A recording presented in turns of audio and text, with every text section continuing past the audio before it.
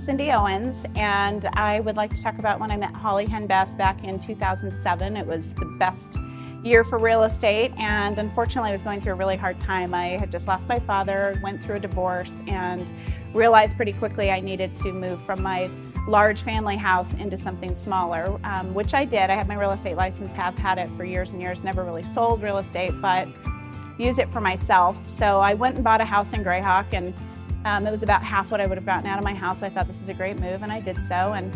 And then I decided I needed to sell my big house, so I started kind of canvassing the streets and found a couple signs that said Holly Henbest. And I didn't know who she was, but I liked her name. It was cute, and I think there was a picture on her sign, and so I thought I'll just call her and see. So she came out and met with me in my house, and loved her instantly. She's just a really neat lady, and we put the house on the market.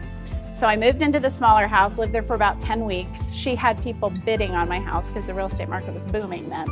And so she had two people fighting over my house for the largest sales price in Desert Ridge.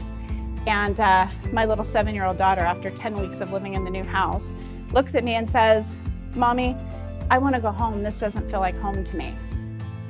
So she wants to go back to the family house that I just moved out of 10 weeks ago. And Holly has two people to buy at the highest price ever.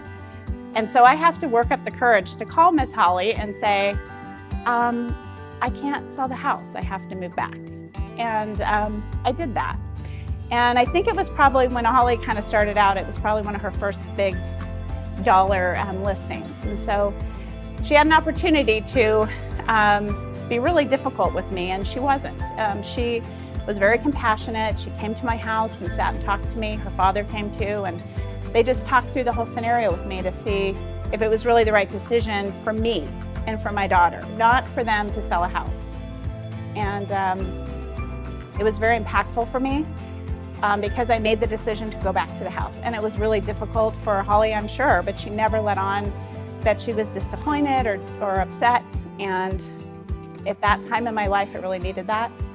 So let's see, it's been about 9 years since then. And I sold the house in Grayhawk, which she helped me do.